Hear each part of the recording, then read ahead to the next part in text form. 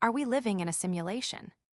What generative AI adds to, and subtracts from, philosophy's most unsettling argument. Bostrom's trilemma turns 2 decades old just as AI world models begin manufacturing interactive realities. And just as a team of physicists claims to have mathematically proven, we are not simulated. We examine what science actually says, what is intellectual marketing, and why this debate matters more for what it reveals about us than for its answer. Thesis: the simulation hypothesis is not a scientific theory about the cosmos. It is an epistemological mirror, and generative AI has just polished it. World models like Genie 3 and Sora make the technical premise of Bostrom's argument more credible, that creating simulated worlds is possible and cheap at scale. Yet they simultaneously expose its weakest link. Rendering convincing appearances is not the same as computing a complete physics, let alone a consciousness. Our reading is that the probability that we live in a simulation remains honestly incalculable, that nobody has proven or refuted it, and that the debate's real value lies elsewhere. It is training us for the ethical and governance questions that will arrive soon, when we are the ones running worlds inhabited by agents. Let's start with rigor. The argument Nick Bostrom published in 2003 does not claim we live in a simulation. It is a trilemma. At least one of 3 propositions must be true. 1. Almost no civilization reaches the technological maturity needed to simulate minds. 2. Almost no mature civilization chooses to run ancestor simulations. Or 3. We are almost certainly living in a simulation. The argument's force is arithmetic. If simulations are possible and anyone runs them, simulated minds would outnumber biological ones by orders of magnitude, and any given mind, yours, say, would be statistically more likely to be inside than outside.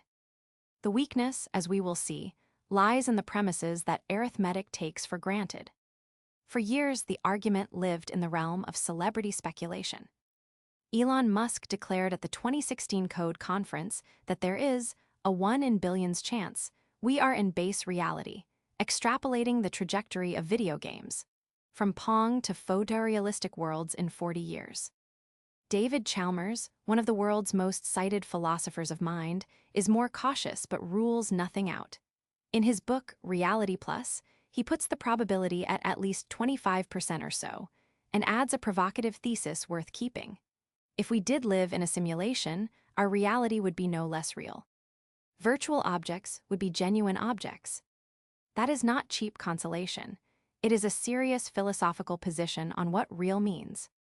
This is where AI enters, and where the debate has stopped being a conference parlor game. In the past 2 years, labs have moved from generating text to generating worlds. Google DeepMind's Genie 3 produces interactive, navigable 3D environments in real time from a single prompt, with intuitive physics and consistency lasting minutes. Video models like Sora are explicitly framed as world simulators, trained on hundreds of thousands of hours of footage. And an influential strand of research describes LLMs themselves as simulators, systems that are not a character, but an engine capable of simulating endless characters and scenarios. Bostrom's premise 1, is it technically possible to simulate worlds with inhabitants, looked like science fiction in 2003. In 2026, it is a product roadmap with an assigned budget. But our reading is that generative AI cuts both ways, and this is almost never said. Yes, it makes the trajectory toward synthetic worlds tangible. But it also reveals the chasm between simulating appearances and simulating realities. Genie 3 holds coherence for a few minutes at 720p.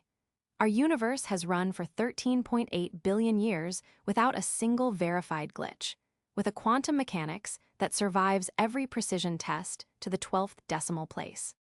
Today's world models are masters of selective rendering. They paint what you look at and nothing more.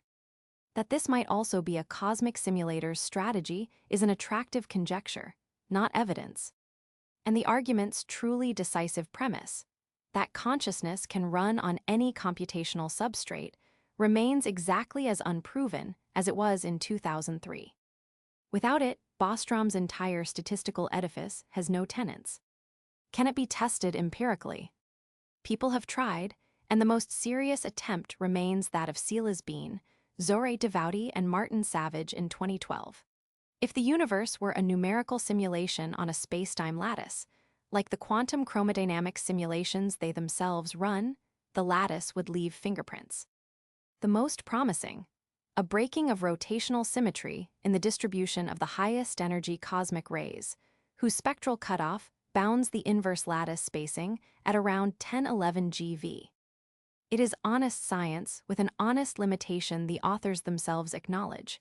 It would only detect one very specific kind of simulation, a cubic lattice like ours. A competent simulator would leave no visible pixels. Absence of evidence here is not evidence of absence.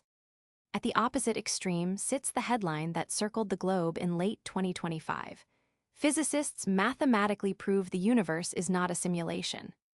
The work by Mir Faisal, Lawrence Cross, Arshid Shabir, and Francesco Marino, published in the Journal of Holography Applications in Physics, applies Gödel's incompleteness theorems to quantum gravity and concludes that no complete, consistent theory of everything can be derived from computation alone. Reality would demand a non-algorithmic understanding. And since every simulation is algorithmic, the universe cannot be one. It is an elegant argument. It is also, according to its academic critics, and here we attribute rather than assert, an overreach. Peer commentaries argue that undecidability at the fundamental level does not preclude simulating the observable shadow of reality, which is all a simulation would ever need to reproduce. Our long-standing editorial rule applies to metaphysics too. Distinguish what is demonstrated from what is declared. What is demonstrated is a formal result about computational theories of quantum gravity. What the headlines declared is rather more. Then there is Sean Carroll, whose skepticism strikes us as the debate's healthiest counterweight. His objections are two, and both bite. First, the argument devours itself. If we assume we are typical observers, and typical observers do not know how to simulate consciousness, on what basis do we extrapolate that typical civilizations will run such simulations en masse?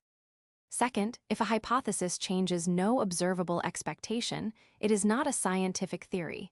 It is, in words attributed to him, an ontological shrug. Add the cost problem.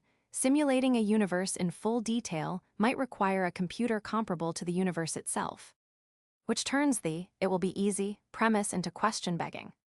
Proposals like Melvin Vopson's second law of infodynamics, that information entropy tends to decrease, as if the cosmos were compressing data, try to give the debate what it always lacked, a testable prediction, but they remain minority views and heavily contested within physics.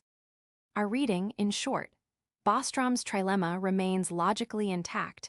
None of its three exits has been sealed, but its probability is radically incalculable, because it hinges on premises, the substrate of consciousness, the motivations of posthuman civilizations.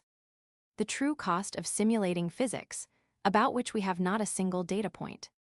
Anyone telling you the odds are 1 in billions, or that the idea is mathematically refuted, is selling certainty where there is only argument. Generative AI has moved one needle, and only one. The technical feasibility premise is less fanciful today than in 2003. Everything else stands where it stood. So why devote a deep dive to an undecidable question? Because its practical implications are not undecidable at all, and they arrive from the direction nobody watches. We are not the simulated ones, we are about to become the simulators. If world models continue on their current trajectory and one day host persistent agents with rich internal models, the ethics of creating, pausing, copying, and deleting those worlds will stop being an Oxford thought experiment and become a product decision. Chalmers' thesis, the virtual is genuinely real to whoever inhabits it, graduates from metaphysical curiosity to governance principle. This is the honest short term. Before we settle whether anyone is simulating us, we will have to decide how we treat what we simulate, just as we already debate the moral status of the systems that converse with us today. The second implication is epistemic, and it connects to this decade's real risk. We are going to live surrounded by convincing synthetic realities manufactured not by posthuman gods, but by companies and fraudsters. The question, how would you know your world is generated? Used to be recreational philosophy, it is now basic media literacy. In that sense, the simulation argument is the best possible intellectual training for the age of generative disinformation. It teaches you to distinguish the indistinguishable in appearance from the identical in substance. Precisely the muscle citizens are going to need. And the third implication is the one that justifies our long-term optimism. The capacity to simulate worlds is not only metaphysical vertigo. It is the most powerful tool ever built for compressing scientific time. Simulating protein folding already transformed biology. Simulating cells, organs, climates, and materials is the shortest path to eradicating disease and extending life. The very advance that makes Bostrom's trilemma plausible is the one that can carry us toward abundance. Test worlds where being wrong costs no lives. If a civilization ever simulates entire universes, let us hope it does so for the same reason we are beginning to heal, to understand, to create. Conclusion: no, we do not know whether we live in a simulation, and you should distrust equally those who proclaim it with euphoria and those who bury it with a theorem. What we do know is that the boundary between the given world and the built world is becoming porous for the first time in history, and that the questions posed by Bostrom, Chalmers, and Carroll, what is real, which minds count, who governs the one running the world, will soon stop being speculative philosophy and become technology policy. On that day, having thought slowly about this, unsettling, argument will turn out to have been the most practical thing in the world.